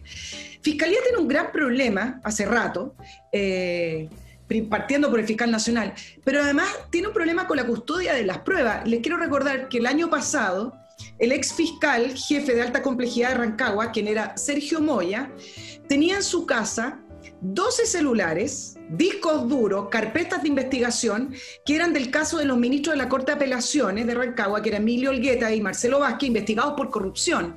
La PDI allanó su casa, encontró estas pruebas y finalmente esas pruebas, como no estaban en la cadena de custodia que correspondía, debían estar en Fiscalía, no pudieron usarse en el juicio. Entonces, ahí se habló de la precariedad con que funcionan algunos fiscales y alguna línea investigativa de Fiscalía, y salieron algunas personas hablando de decir, mire, yo a veces me traigo lo que sacamos del lugar, me lo traigo a la casa, después lo llevo a Fiscalía. Bueno, y en ese minuto dijo, no, esto no puede ocurrir. El fiscal nacional dijo, no, está clarísimo las políticas con respecto a las pruebas y la custodia, etcétera. Bueno, segunda vez que le pasa, por lo menos públicamente, de que un tribunal le dice que la custodia, en el caso de las pruebas, no cumplió el proceso. Pero aparte, quiero señalarte estas cosas que no son directas, pero te hacen ver hacia dónde va el tema. Hoy salió un reportaje con respecto al juez que tiene que escribir la sentencia, que se va a dar a conocer en algunos días. Y este juez se llama Fernando Monsalve, y en este reportaje hacen el nexo porque él es el padre del abogado Fernando Monsalve, quien trabaja junto al diputado Hugo Gutiérrez del Partido Comunista y también ha defendido a Hugo Gutiérrez en distintas causas. Entonces, si bien este reportaje solamente hace el nexo entre padre e hijo, por supuesto que quieren dar a entender cierta afinidad, porque el mismo hijo de este juez ha hablado con respecto a esa idea absurda, le quiero agregar yo, del indulto a quienes cometieron disturbios, violencia, incendio, robo, saqueo en octubre del año pasado. Entonces, ahí dan esa afinidad que existiría entre este juez, que fue uno de los 3 que absolvió al sobrino y al tío, con quizás cierta línea con el Partido Comunista. Así como hace poco también hicieron un reportaje preguntándose por qué se filtró el acuerdo que llegó Penta con el Servicio de Impuestos Internos, un acuerdo para pagar una cantidad de impuestos determinados después del juicio, y salió el arreglo monetario al cual llegaron, y muchos dijeron, bueno, pero esto es de reserva tributaria, esto no debería saber la gente. Bueno,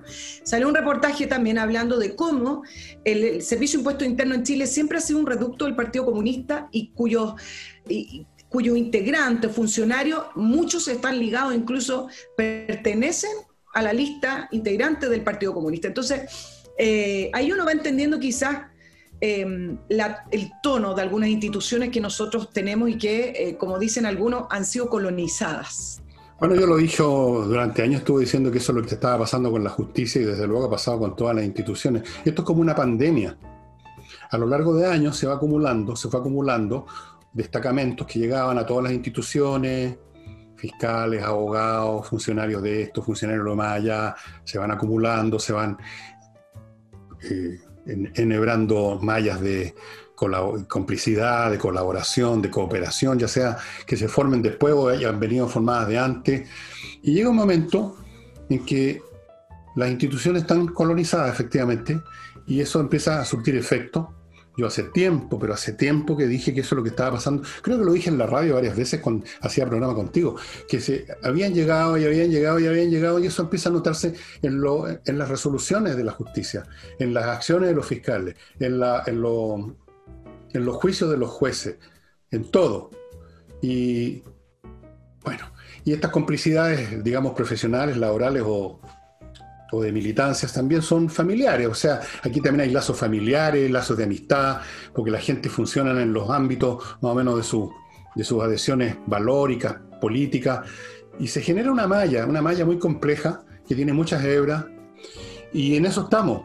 Eso es lo que profetizaba, o más bien dicho predicaba, creo que fue Antonio Gramsci, el teórico del neomarxismo, en el sentido de que tú te tomas una sociedad, no necesariamente llegando a galope, digamos, con los cosacos sable en mano o con un jeep al estilo antiguo, los 60, los barbudos, después de una guerrilla, ganándole al ejército del tirano, del dictador, qué sé yo.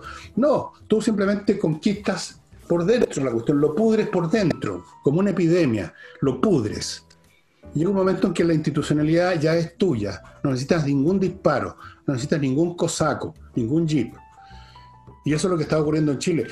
En educación pasa lo mismo, está repleto de profesores de izquierda comunista, repleto, que a su vez han adoctrinado a varias generaciones de cabros chicos que son muchos los que fueron a votar a prueba probablemente. Que son muchos los que en el barrio alto, como se aburren nada más porque no tienen nada que hacer, lo tienen todo, sus padres les dan todo, entonces buscan qué hacer y el panorama ahora es la revolución. Incluso me dicen en Estados Unidos que en California, que es una zona especialmente con una cultura bastante hedonista, California, la famosa, está de moda la cosa asiática. Estaba leyendo hoy día todo un reportaje en la onda cultural asiática y las ideas de los chinos, y de eso a su vez se ha metido en el mundo de estas protestas callejeras que hemos visto en los últimos meses en Estados Unidos. Esos jóvenes de Antifa tienen relaciones con instituciones que a su vez tienen relaciones con instituciones chinas. Mira, es una malla impresionante. Y es como estos cánceres que se extienden por todas partes y tú no hay por dónde operar. No hay un órgano que tú lo operas, está en todas partes. Tú sabes que varios columnistas lo esbozan, pero hablan sobre esta colonización, pero varios han retomado el tema con respecto a qué ocurrió en el gobierno de Michelle Bachelet II, donde siempre se nombraban los ministros comunistas y tenías 4, 3, pero resulta que en el fondo, en la institucionalidad de esos ministerios y en algunos otros organismos públicos y servicios públicos, se empezó a constatar la llegada bastante más masiva de integrantes del Partido Comunista. Y una vez le preguntaron a Michelle Bachelet con respecto a cuánta influencia tenía el Partido Comunista en su segundo gobierno. Ella estaba todavía en la presidencia y ella dijo, bueno, igual que el resto de los partidos, pero en el caso de los comunistas son ordenados y trabajan mucho, dice. Así fue sí, una claro, de las respuestas que ella tuvo. Trabajan mucho, por demoler. El segundo gobierno de Michelle Bachelet con respecto a lo que estamos hablando fue bastante relevante.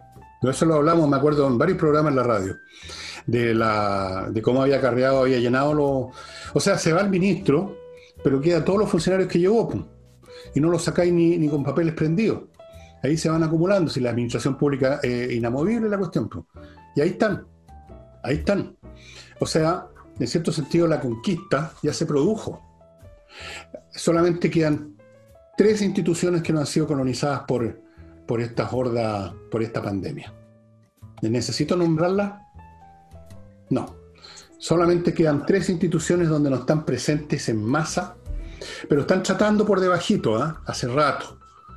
Hace rato que están tratando de conquistar al estilo Carlos Altamirano, Mayonesa Altamirano. Tú no habías nacido todavía.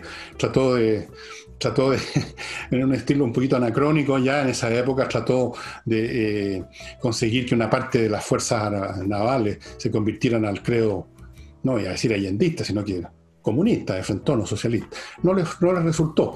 Pero tú sabes, hay preestrenos, ensayos generales, hasta que la cosa resulta. Vamos a ver. Déjame pasar a mi último bloque y luego te dejo todo el tiempo que reste, que son unos 5 o 10 minutos, para que tú plantees lo que se te dé la gana. Parto con Mi Clima, estimados amigos, ya saben, instalen la climatización que quieran en su casa, en su oficina, olvídense de las combustiones, de los malos olores, de la contaminación, de los peligros, de esperar que pase el camión del gas, el gallo que trae la leña, todas esas cuestiones son decimonónicas. Miclimo.com, dispositivos que le dan el clima que usted quiera en cualquier época del año, el mismo dispositivo le entrega todo, le filtra el aire, ni un ruido, funciona con poca electricidad, control remoto, conectado a internet. ¿Qué más quiere? Y notariospress.cl, para que sus trámites notariales sean realmente rápidos y no sin quitarle por hora. Notariospress.cl, espero que te acuerdes la próxima vez, Nicole, cuando tengas un trámite notarial. Entras a notariospress.cl, anotas el papel que necesitas, te piden los datos, tú tecleas en tu computador, pagas con tu tarjetita, mándales información a la notaría más cercana a tu casa y tú vas para allá, estacionas tu auto, entras, firmas y te vas. Minutos en vez de horas. ¿Ya? ¿Ya? Perfecto. Ok, yo ya lo probé y realmente es así. Notariospress.cl. Y para su empresa, que de seguro, y aunque usted no lo note, tiene problemas, su parte de gestión, las cosas no funcionan como debieran, consulte a Controller, una empresa creada por contadores auditores que tenían 20 años trabajando en empresas internacionales. Decidieron fundar su propia empresa, fundaron Controller, trajeron todo su expertise, su experiencia, su software de primer nivel y son capaces de entrar virtualmente en su empresa, ver dónde están los problemas de flujo en el departamento de gestión, encontrarlos y en darles solución. Tienen planes para empresas pequeñas, medianas o grandes. Es el momento de que su empresa funcione mejor porque vienen tiempos más competitivos y los que sean mejores van a ganar y los otros se van a ir. Así es que Controller, ahí están los datos a mi izquierda para que usted se contacte con ellos. Y les recuerdo el ajedrez, espacioajedrez.com, donde usted puede comprar la caja con el tablero, con las piezas, con un manual para los niños y 3 licencias. También puede comprar el reloj digital para jugar contra el tiempo. Todos los juegos tienen que tener un límite de tiempo, ¿verdad? Y también el reloj trae 3 licencias. Esto es el mejor ejercicio mental para un niño habiloso y es el mejor ejercicio mental para un anciano vetusto como yo o un adulto común y corriente, para mantenerse bien. Aquí no se trata de convertirse en campeón mundial de ajedrez, se trata de mantener la mente en estado de alerta. Eso es. Y para los niños de formarlos. Así es que espacioajedrez.com. Y Nicole. Y para terminar el tema de fiscalía, solo hacer notar también otra parte que tiene con respecto a su funcionamiento y centrándome en la Araucanía. Yo sé que tú ya hablaste de la muerte de Eugenio Naín, solo decir 2 comentarios. Es impresionante la diferencia en la reacción de tener un carabinero asesinado con 9 balas, con fusiles, así como la reacción que hubo con el chofer de camión quemado y los otros que han fallecido, 5 personas, versus situaciones como la caída de un manifestante en el río Mapocho, o versus lo que ocurrió también con un fallecimiento como el caso Catrillanca. ¿Cómo puede haber tanta diferencia en la manifestación de rechazo en estos 5 casos versus los otros? Todavía a mí me extraña y todavía me cuesta comprender cómo es que se producen estas dinámicas tan trastocadas, tan raras, donde en realidad tiene 5 personas asesinadas, versus en el caso del río Mapocho, una persona que cayó, que pudo haber sido incluso un accidente en un proceso policial donde existían disturbios y manifestaciones. Entonces, no se entiende esa disimilitud en las reacciones, en los organismos y en la Aralaca que hubo en un caso, versus estas 5 muertes que se toman como bueno, la violencia en la Araucanía es una lástima, hasta ahí llegó.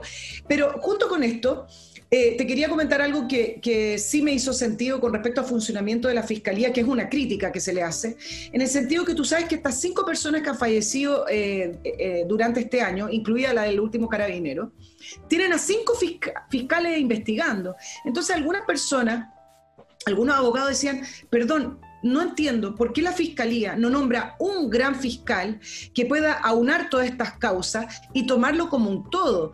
Porque si siguen poniendo a un fiscal para cada caso, se desarticula el caso y será muy difícil constatar que hay un grupo terrorista organizado, independiente, que tenga fracciones o grupos que le sirvan a su causa, donde acá hay una gran organización terrorista con muchísima capacidad de armamento, funcionando y lidiando con esta situación en la Araucanía. Entonces, si no nombran a un gran fiscal que pueda juntar todas las causas y tomarlo como un todo, difícil que se puedan procesar, por ejemplo, a personas de la CAM.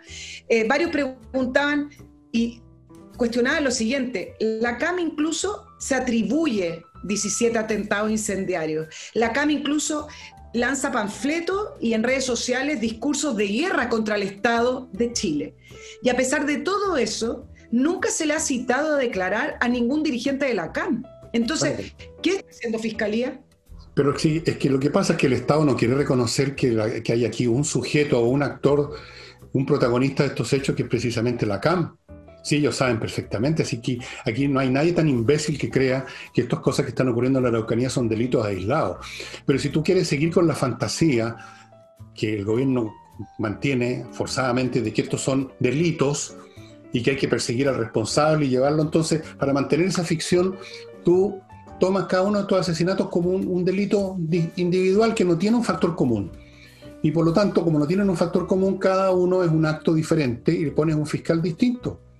Si tú pusieras un fiscal, estarías automáticamente, tácitamente reconociendo entonces que existe un actor, que es el verdadero autor a través de todos estos maleantes, que es la CAM. Pero eso es lo que el gobierno no quiere hacer. Por eso que no reconoce nada y hasta la CAM se debe latear ellos mismos. Dicen, oiga, somos nosotros. Aquí están nuestros manifiestos, aquí están nuestras declaraciones, nuestros panfletos.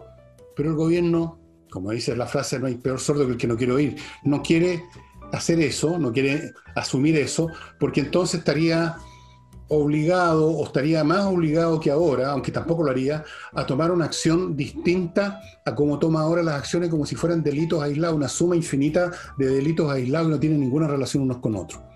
Entonces, esto no es un error, no es que no se den cuenta, es un acto voluntario para evadir, para sacarle el poto a la jeringa. Estoy de acuerdo, porque no se atreven a usar la jeringa. Porque no se atreven a usar la jeringa, porque la jeringa sería el uso de fuerza letal. Yo lo he dicho ya varias veces y lo digo de frente. Las cosas han llegado a tal punto que para desarticular a la CAM, que están armados y que seguramente no se rendirían así como así, se tendría que usar elementos de fuerza letal. Tendría que usarse el ejército. Tendría que usarse a un grupo de fuerzas especiales del ejército, antisubversivo. Y en esa lógica el gobierno no quiere entrar para que no lo acusen de fascismo, de autoritarismo, pinochetismo, no solo aquí en Chile, sino que lo acusen en todo el mundo, porque se ha generado una complicidad mundial respecto a estas cuestiones. Y ese es uno de los factores principales que explican las acciones, o más bien dicho, la falta de acciones de este gobierno en estos casos, desde octubre en adelante y desde antes, de hecho, desde gobiernos anteriores. No se atreven a tomar acción cuando esa acción significa derramamiento de sangre. Los otros sí se atreven a tomar acción que significa derramamiento de sangre, y por eso han matado, no 5 como dices tú, 10 personas este año en la Araucanía. Sí, pero... derramamiento de sangre, ellos se atreven, el gobierno no. Eso es todo el punto. Entonces, como no te atreves, tienes que mirar para otro lado y hacer como que esto es un delito, vamos a poner un fiscal para que lleve a la justicia a quienes resulten responsables. No, pero en este caso, yo estoy de acuerdo contigo, pero en este caso a lo que me refería es que acá hay una decisión de fiscalía, donde no tiene injerencia el gobierno, si pone a un gran fiscal o no. Es lo mismo, están influidos por eso. El fiscal nacional. Bueno, mira, si no es el gobierno, es el fiscal nacional que opera con la izquierda, que tampoco le interesa desnudar la autoría de la CAM como organización criminal. Entonces aquí hay un arreglo tácito entre el gobierno y la izquierda en todas sus manifestaciones, partiendo por el fiscal Abbott. Los partidos de la Congreso han actuado en forma muy amistosa, han actuado cooperativamente en todo este tiempo, pues. Si este gobierno hace rato que está cooperando con la izquierda. Este gobierno está cooperando con la izquierda desde el día 1, desde el 19 de octubre. Se entregó su programa, aceptó puntos ajenos, no persigue a la CAM. Claro, que Abbott haga lo mismo, que la Fiscalía haga lo mismo, no tiene nada raro, porque son más directamente aún de izquierda o cercanos a esa sensibilidad por las razones que hemos visto. Así que todo esto ya no tiene nada de raro. Este asunto, desde el punto de vista de lo que podríamos llamar el Estado jurídico del Estado tal como es todavía, no tiene remedio. Simplemente. Tal como están las cosas, no tiene remedio porque no hay nadie con las ganas, con la voluntad, con el estómago y con el valor para hacer lo que debiera hacerse. Se rindieron. El Estado se rindió. Eso es. Y los ciudadanos que no estamos en esa lógica, los ciudadanos que no participamos del jolgorio progresista, estamos indefensos. Simplemente. Estamos a merced de lo que quieran hacer con nosotros. A ese punto hemos llegado. Porque acuérdate que ya no tenemos ni carabineros, pues. O sea, hasta los delincuentes ahora hacen lo que se les para la raja, como se dice vulgarmente. Hasta eso. Y si tú eres un delincuente, pero dices, no, si yo era un actor social, entonces inmediatamente te dejan libre. O piden tu libertad, piden tu indulto. Entonces, ¿qué? Pregúntale a la gente que vive en la región donde esto se nota con más fuerza, que es la Araucanía. ¿Qué te dicen? A mí me llegan todos los días mail contándome historias horribles de lo mismo. Un lugar, mira, como estas películas del oeste en que hay un pueblo donde llega un forajido con sus pistoleros y se hacen dueños de todo, y se compran al sheriff, y se compran el bar, y se compran a las putas, y manejan todo como se les da la gana, hasta que llega el bueno a salvar. Pero aquí no va a llegar Clint Eastwood a salvar este país. No va a llegar un jinete, el jinete... ¿Cómo se llama esa película? No importa. Estamos sonados. No existen los superhéroes, no va a llegar. El Clint Eastwood para salvar a Chile de estos forajidos que se hicieron dueños del país y de los cobardes que se aliaron o se dejaron bajar los pantalones. Porque de eso se trata. Se dejaron violar. No hay un Clint Eastwood, no hay el jovencito de la película. No hay ninguno. Claro. Y políticamente es porque se puede entender, independiente de si uno comparte o no el gesto, de por qué Felipe Kast, senador por la Araucanía de Evópoli, junto a Molina también, de Evópoli, quisieron congelar las relaciones con el gobierno, porque históricamente la Araucanía ha sido siempre más votada a la derecha. Y en esa línea, Felipe Kast puede ver que ha sido totalmente infructuoso este gobierno en la Araucanía, no ha hecho lo que prometió de volver a restablecer la paz y las inversiones, etcétera. Y Felipe Kast tiene intenciones presidenciales, es un precandidato, entonces por eso quiso hacer ese gesto de salirse y hacer ¿De qué sirven los gestos? O sea, ¿qué es lo que es un gesto finalmente? Poner una morisqueta, poner una cara, decir que se congela. ¿Qué es lo que significaba congelar políticamente? Después al otro día llegaron a decir como Evópoli no estamos congelando ninguna cuestión. Esto fue una reacción poco menos que emocional, fue un arrebato, fue una pataleta que tuvieron estos niños. En cuanto a Felipe Kast, no es distinto a los demás, es un tipo blandito, un tipo con inclinaciones izquierdosas un poquito, pertenece a esto que llaman la nueva derecha, no sé qué significa esa cuestión. No, estos tipos no hacen nada, no van a hacer nada, no son capaces de hacer nada, no tienen valor. Si quieren llevar la paz a la Araucanía, habría que destruir la CAM. Si eso es, tú destruyes la CAM, la sacas de en medio, de algún modo o de otro, y se acabó el problema. Se acabó el problema.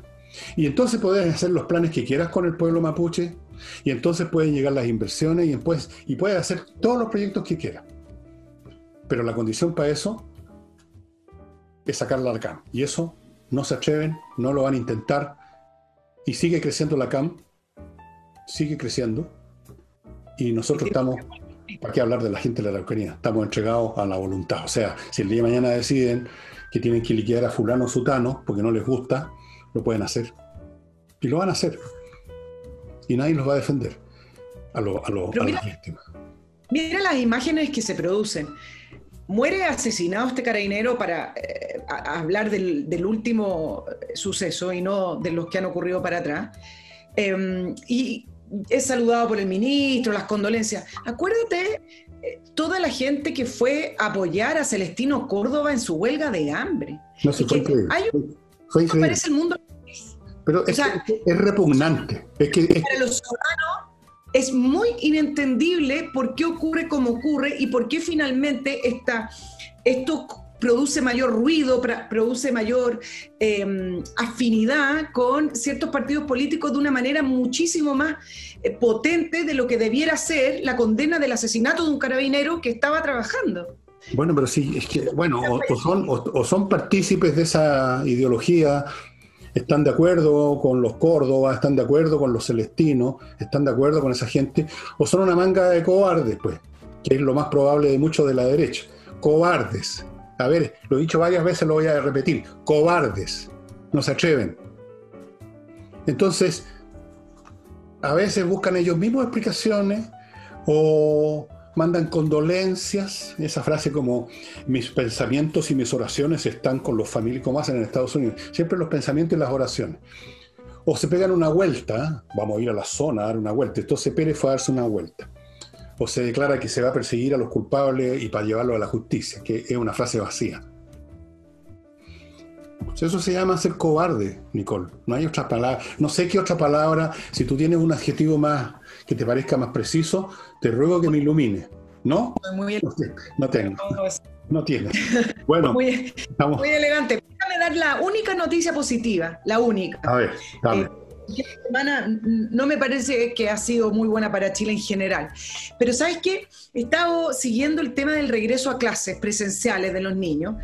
Ya hay más de 1.000 establecimientos que solicitaron el permiso para regresar. Hay más de casi 400 que están con clases presenciales, con todo un sistema distinto, con turnos, con todos los elementos para poder cuidarse, etcétera. ¿Y por qué lo traigo a colación? Porque me da gusto ver que a pesar de que el Colegio de Profesores lleva meses tratando de torpedear el regreso a clases presenciales y tratando de torpedear al Mineduc, finalmente igual hay una fuerza, sobre todo en los colegios privados, de volver a las clases presenciales porque es lo lógico, es lo que hay que hacer, es lo que corresponde y es lo que es adecuado para los niños también. Entonces, da gusto ver cómo quizás estas fuerzas que tiene la sociedad civil se imponen a veces sobre ciertas lógicas ideológicas y ciertas lógicas políticas que no debieran tener nada que ver con la educación de los niños. Mira en Europa, con todo lo que están estableciendo de restricción y cuarentena, determinaron prácticamente todos los países europeos que los últimos que se van a cerrar son los colegios, que de hecho todavía no se cierran. Entonces, miren el ejemplo que nos está dando Europa con respecto a aquello, y da gusto ver que por lo menos, a pesar de este discurso cargado, polarizado, ideologizado de este grupo de profesores, los colegios siguen abriendo paulatinamente. Mira, ese es el mundo privado, claro, que corresponde a otra sección de la sociedad chilena. Y en todo caso, bueno, está bien. Y yo estoy contigo de que a veces, o sea, sé, porque lo ha mostrado la historia, que las fuerzas de la realidad, las lógicas de la realidad terminan por destruir los programas, las ideas, las ideologías o las religiones que no tienen sustento, y efectivamente se derrumban, como se derrumbó el comunismo, se derrumbó el socialismo. El problema es que antes que se derrumban alcanzan a durar y dejar la crema, y generan mucho daño. Ese es el problema, y hay que levantar las piezas y pegarlas y los estropicios, digamos, ahí están. Se derrumbó el socialismo en Rusia, claro, pero mira tú los millones de muertos que costó, los millones, el dolor inmenso, eso es irrecuperable. Se derrumbó el socialismo y el comunismo en Polonia, la misma cosa, se derrumban. Los malos al final, o los proyectos penca, finalmente encuentran su castigo, su destrucción, pero dejan una estela de ruina y de dolor a su paso. Eso es lo terrible. Y como la humanidad no aprende nada, porque somos una raza muy poco inteligente, a pesar de lo que diga este escritor israelita, no somos como dioses, somos como lagartijas, un poquito mejor. Bueno, no aprendemos nunca. Muere una generación que aprendió algo y llega una generación de cabritos nuevos que no tienen ni idea a hacer la misma estupidez. Bueno, te voy a dar el dato para complementarte con respecto a la estupidez humana, porque un neurocientífico francés sacó un libro con respecto a los nativos digitales y dice que son los primeros niños ya con un coeficiente intelectual más bajo que la de sus padres. No, desde luego, eso está claro como el agua. En todo caso, no es tan raro porque en general todo el progreso de la humanidad, que este escritor israelita hablaba como de la humanidad, como que la humanidad era el personaje histórico, siempre todo ha sido el producto de uno en 1000, uno en 10.000, los demás no somos nada. Bueno, terminó el programa, nos hemos pasado la hora, pero más que suficiente. Estimados amigos, amigas, espero que estén bien y les recuerdo que mi libro Insurrección está en venta en el portal del villegas.cl/tienda y como les dije ayer, como les he dicho otras veces, esto fue una edición limitada porque yo no soy una gran empresa, evidentemente, ni mucho menos, por eso que hicimos una preventa y el número de libros que va quedando no es muy grande, o sea, se van muy rápido. Eso es lo que ha sido bien exitosa la venta y se los agradezco mucho, pero por lo mismo van quedando poco y después me llaman y me mandan mail y hasta me retan porque no tengo un libro. Resulta que ya se acabaron. ¿Qué quieren que haga? Ya, y eso sería todo. Muchas gracias, Nicole, por haber estado conmigo. Nos veremos el próximo jueves. Me imagino que incluso el próximo jueves vamos a seguir hablando de la elección de Estados Unidos, porque hay estados que hasta el martes van a seguir contando votos por correo, y además... Pero ya no va a tener, relevancia, porque por ejemplo, si en un estado, uno, por poner un ejemplo, uno de los candidatos lleva 100 votos de ventaja y falta por escrutar 5, da lo mismo, igual va a ganar aunque todos los votos fueran... Desde el punto de vista del total, lo estoy diciendo porque Donald Trump ya adelantó que va a impugnar votaciones en 3 estados y eso va a tomar tiempo. Sí. Yo creo que va a estar resuelto este tema en estos días. No creo que dure más, yo creo que se va a resolver, no va a ser a prolongar tanto, van a ver, y si amenazara con prolongarse más, se van a generar fuerzas internas que nosotros no vamos a ver, que van a llevar a cortar el queque. Así que mi pronóstico es que de aquí al fin de semana este asunto está resuelto, no va a durar más. Y eso sería todo, estimados amigos, nos estamos viendo con Nicole y con ustedes el próximo jueves. Chao, Nicole. Muy bien, que tengan buen fin de semana.